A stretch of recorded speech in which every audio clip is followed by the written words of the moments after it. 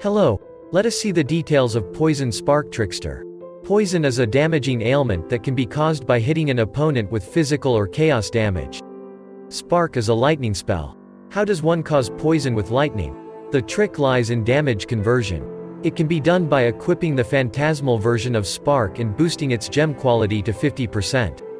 For a 100% chance to poison on hit, all you need to do is to equip a Divergent Herald of Agony and allocate some nodes on your passive skill tree. To do all of it, it's mandatory to equip Ashes of the Stars Amulet with 30% extra gem quality. It's an expensive one, so be sure you can afford it. It's an archetype usually played by occultists due to its powerful clear speed and chaos damage related keystones, but the Trickster offers better defensive utilities. There is nothing inherently build enabling in occultist's keystones, it's just better damage wise and has better clear speed. Soul Drinker and Escape Artist are extremely helpful to sustain damage. If you want to be even more durable, pick Spellbreaker, however, we recommend one step ahead instead. It's a very good passive for many reasons. Polymath is the most important one in terms of damage and resource maintenance. The two very important qualities to make Spark a good skill are increased projectile speed and extra pierce. It can be done by using anomalous blood and sand and staying in the sand stance, grabbing piercing shots notable from skill tree, which is not far from your root anyway, or equipping Voidwalker. The build is easily capable of reaching 4 to 8k energy shield with chaos inoculation, and between 50 to 100k of evasion rating, depending on your budget. Most of the items are rare, so the fluctuations in these numbers are very large. It's extremely tanky due to rapid energy shield leech and recovery. Clear speed is heavily tied to projectile speed, and it can reach very high numbers. Single target damage is alright, it takes some time for poison and withered debuff to do big numbers. The amulet is expensive, but the rest is quite accessible. It's still very costly for that reason alone.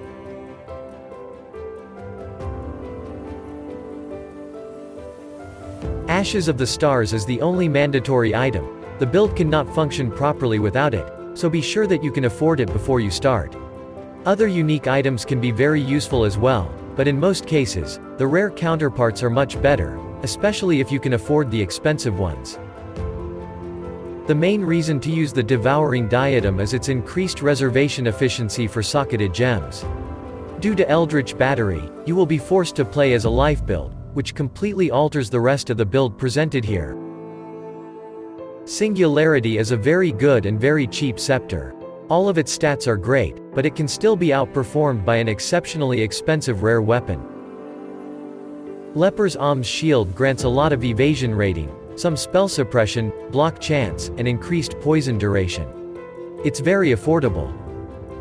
Skin of the Lords is the best armor. Extra gem level and global defenses are very good for any chaos inoculation damage over time build. Finding one with the right colors and innocuous keystone can be quite expensive. Voidwalker boots can save you some passive skill points, and further enhance your spark projectile by making them pierce 5 extra targets. These are very good if you don't mind the lack of resistances. If you can apply 2 curses, which you should, Azaneth's Gentle Touch gloves can be very good due to unhit temporal chains with increased effect. These also improve your clear speed and defenses significantly. Ascent from Flesh can be equipped as it grants simply tons of energy shield and some elemental resistances. If you can recharge energy shield or phase, via Quartz Flask or Voidwalker, it's even better. The 30% extra quality, 1 extra gem level to all gems, and increased reservation efficiency are all immensely powerful, making Ashes of the Stars a mandatory item. Hazardous Research Jewel can slightly improve your clear speed, especially if your projectiles are too slow, or when enemies creep behind you too often. You can use Replica Conqueror's efficiency to lower the mana cost of all of your skills. By equipping 2 Forbidden Jewels, you can aim for any of the Trickster's keystones as most of them are beneficial, except Swift Killer and Escape Artist. If you have Spellbreaker, remember not to take Ghost Reaver. Born in the Shadows and Harness the Void are great too. You're using Grace, Malevolence, and Discipline. The best offensive modifier you can find on your Watcher's Eye is Malevolence's extra damage over time multiplier. You can also check other, cheaper alternatives with grace and discipline. It's a conversion poison build for a spell. You can benefit from both, added, increased lightning or chaos damage, also direct improvements to your damage over time, or better yet, poison damage. The most beneficial of them is, however, an increase to gem level of spark. For defenses look for energy shield, spell suppression, and evasion. The other factors to keep an eye on are reductions to mana cost of skills and efficiency of mana reservation. Try to gain a lot of energy shield on the helmet. You'd benefit from it immensely due to Escape Artist Keystone. You can also find a modifier for increased reservation efficiency. Rare weapon wields an advantage over any unique one. It can increase the gem level of spark by up to 2. It would be great to have such a weapon, but due to its cost, you'll probably settle on a version with just +1 level and some other offensive modifiers, or the Singularity. Rare Shield can grant you extra reservation efficiency for socketed gems, and it's a really important statistic in this build. Other than that, seek Energy Shield, attributes, and resistances. Evasion rating will be beneficial to have on the body armor due to Escape Artist Keystone, but keep in mind that 4 or 5 of your sockets have to be blue. Shapers or Warlord's prefix for an increased level of skills would be powerful here.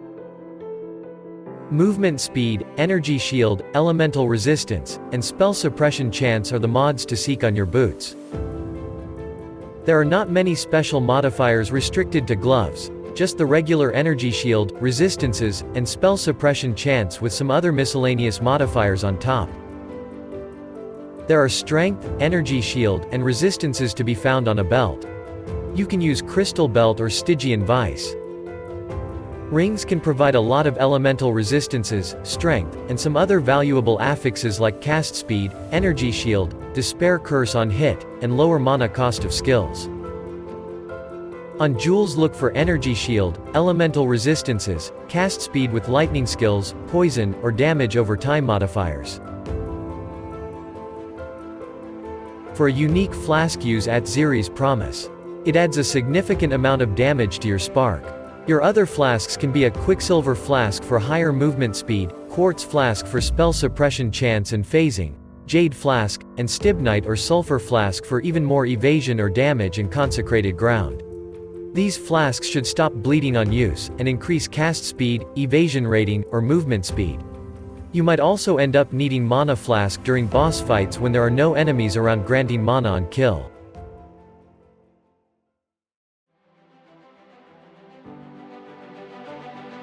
Spark fires several projectiles moving in random directions. It's mandatory to use the phantasmal version of this gem, and try to get one at level 21. More projectile speed and extra pierce would be very beneficial. Link it with Energy Leech, Unbound Ailments, Elemental Focus, Void Manipulation, and Spell Echo support gems. You can replace Spell Echo with Deadly Ailments or Empower support if you prefer it, or if you can't find body armor with the right colors. Arcanist brand attaches to an enemy to activate all Link spells every second. Link it with Despair and Temporal Chain curses. If you can apply these curses on hit with Azimuth's gloves and a rare ring, you can skip this setup completely. Despair is the best curse for this build. It reduces chaos resistance, grants you extra chaos damage, and makes your enemy more vulnerable against damage over time. Enemies cursed with temporal chains have less action speed, and the effects such as poison will expire on them much slower. Add the Arcane Surge support for more spell damage and mana regeneration rate. Wither hinders enemies, causes them to take more chaos damage, and inflicts a withered debuff which can be stacked up to 15 times. It further increases chaos damage taken. Link it with Spell Totem and multiple totems support so that you won't need to cast it yourself. Malevolence increases poison damage, grants more DOT, and skill effect duration. Use Discipline mainly for an additional energy shield. Grace increases and adds evasion rating, the main defensive layer in this build. Link these 3 auras to Enlighten support for an increased mana reservation efficiency. If you have a shield with local mana reservation efficiency, use it for the next 3 mana reserving spells. Divergent Herald of Agony combined with Ashes of the Stars grants a +70% chance to poison on hit. It's a lot. Anomalous Blood and Sand doesn't reserve a lot of mana. The anomalous version is to be used for extra projectile speed while in sand stance. It can be linked with enhanced support if you can afford it. Defiance Banner increases your evasion and armor while reducing nearby monsters' critical strike chance. Flame Dash is a simple movement spell to quickly progress through maps. Steel Skin makes you bleed immune and prevents a portion of incoming hit damage for some time. Use Vol Haste for a temporary bonus to your cast and movement speed.